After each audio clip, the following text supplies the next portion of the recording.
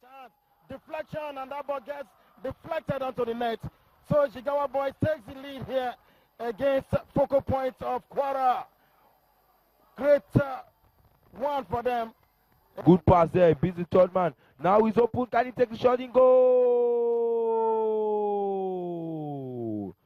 And a good lob, and that's a lovely strike for Focal Point Primary School from a very, very far distance.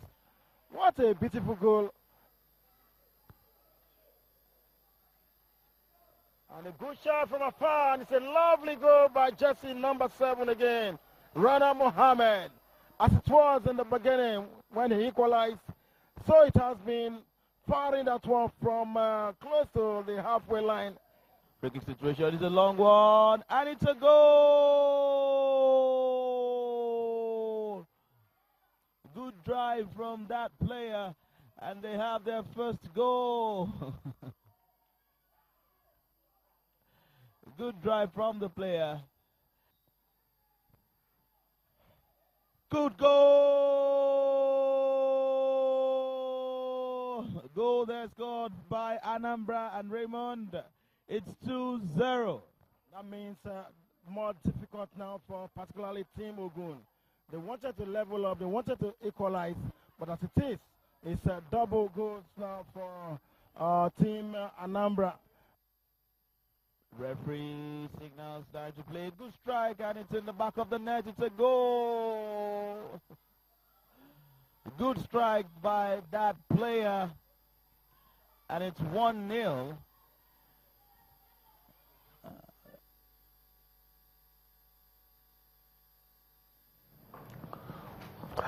All right, welcome back. I mean, you enjoy those highlights from the kids. Beautiful goals, interesting matches played, and quarterfinalists emerged at the competition. So it's all going down in the 8th edition of the Channels Kids Cup. Just make sure that you're a part of it. You are a part of the fun. We've made a change. Austin Okon Akwan has left us, and now Alfred Okoligbe joins us. Alfred, it's always a pleasure to have you around, especially on a day like this when we're talking about the Kids Cup. We're talking about things happening on the domestic scene. But let me quickly welcome you. There's a lot to talk about, but let me welcome you and let me allow you to react to what you've just seen, the kids. Oh, I actually think that when it comes to catching them young, no other competition around can best describe what is happening to the Channels Kids Cup. You see these kids, all they want to, like Austin mentioned, all they want to do is get the ball, hit, play, and at this level, exposing them to this kind of competition, what it does in these kids, and that's the point that Mary Onyali just made there, that this is your first step to playing the World Cup, playing with the likes of Neymar and the rest of them. You know that if you are good enough at this stage, if you put in extra work, you can get there. That's just all that is left. I think it's a wonderful initiative. It's something that's worth commending. And for the kids who play in this competition, they should be proud of themselves and the kind of football that we've seen them play. These guys have been watching too much television. Yeah. Okay, let's leave that now and talk about the matured ones. Let's talk about Eyimba. It's no longer news that they're going to be in Group B. And you're looking at your opponents, you're looking at 5-time champions, you're looking at somebody that got into the final, you're looking at somebody that won it twice. Let's just allow you see the teams they're going to be facing. They're going to be facing Zamalek of Egypt, they're going to be facing Enton Sective of Algeria, and Mamelodi Sundowns of South Africa. They've got to the final once, even though they've not. But I think it's a pretty tough group, Alfred. For Mamelodi Sundowns, you say, okay, they got to this stage of the competition by default. Okay. Yes, the other team that was supposed to be there, talking about the Congolese team, AC Leopard, they were thrown out of the competition as it were, and so Mamelodi Sundowns. So for me, I think that in itself is just is a minus for them. They may not have prepared for this competition as they should be, and so I think the challenge before Enyimba is to the two North African teams, talk about Zamalek and Enton Sective. That's really where the challenge really lies. I was looking at the stats, like Enyimba's last game took them to, I think when they got to the knockouts, it was against, looking at the record, against USM Algiers, and they won that game against 3 goals to 2. That means that they've traveled that path before. I think they can find their way. This Enyimba team, they started slowly this season. Okay. But all of a sudden, they're beginning to rack up wins. The players are beginning to gel. The new additions, the likes of Chima Akas or Sadiaye, those who just joined the team, Mosquito, Ibn, they've since settled down. Yeah. And this Enyimba team is looking like a team that is going to defend the trophy this year and do well on the continent. Okay, Alfred, hold your thoughts for a minute. I'll get back to you. Coach of Enyimba, Paul Aigbo, who joins us now live. If you can hear me, hello and good evening.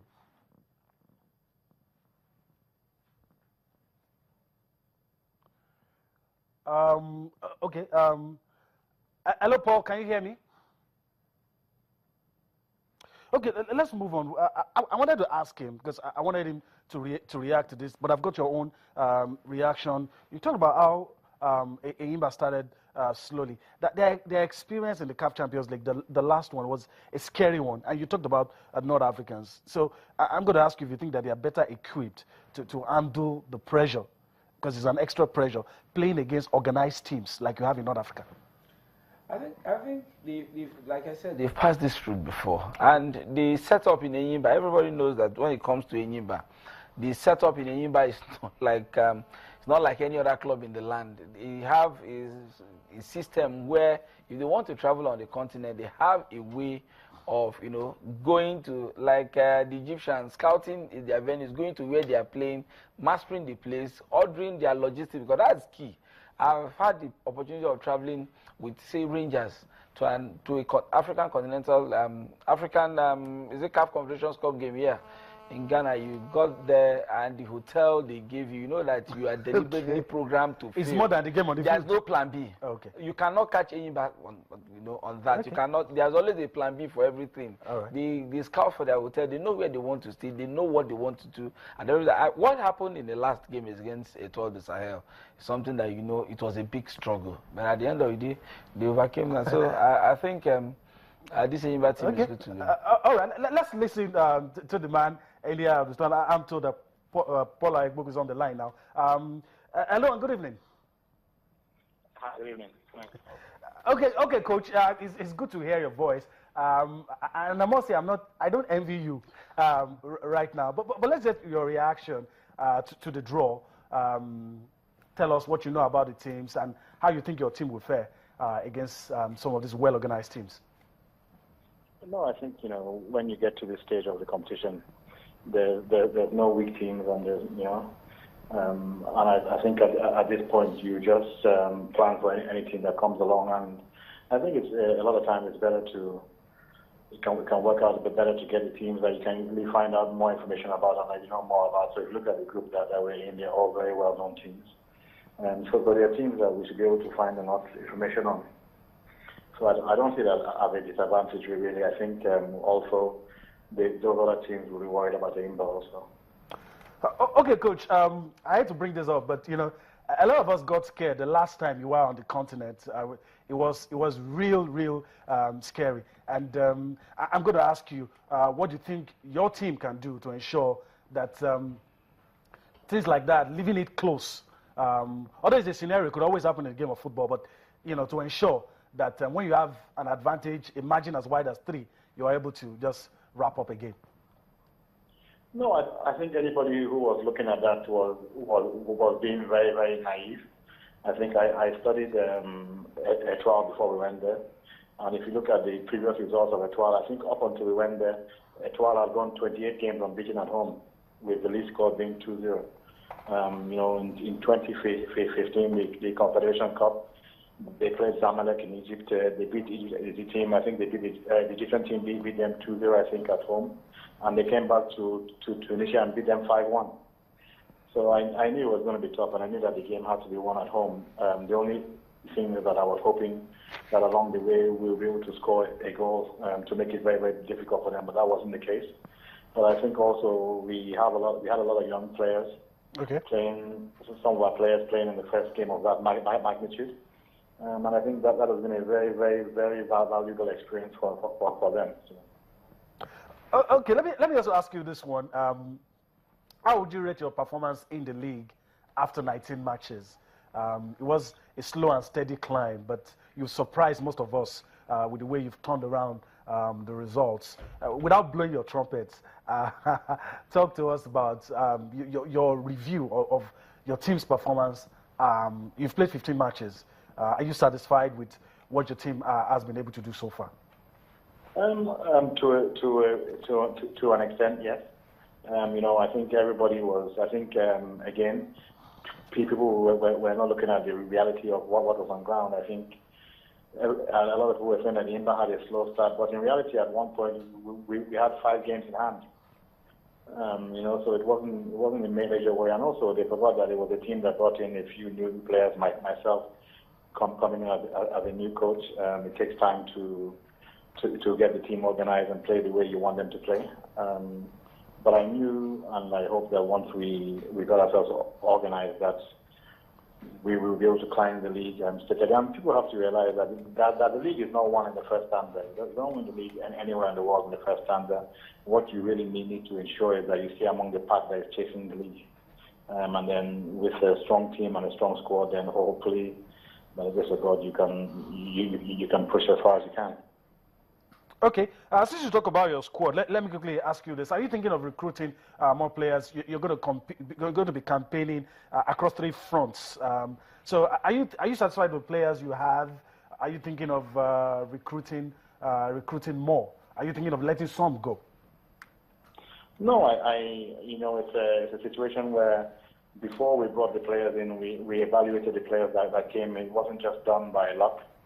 And at this point, yes, every team is always looking to improve, but it's very important that you improve with quality. It's not a matter of going out and signing 6, 7, 8 players who are not better than the players that you have there at the moment. So of course, if we look at a few players who will add quality and really come into the team and make a big difference, and if we can get those kind of players, then I'm sure we'll look at it. But what I'm sure of is that we will not just recruit players for the sake of recruiting. All right, Coach, I want to thank you for your time on the show. We do hope to hear good news from your team, especially on the continent.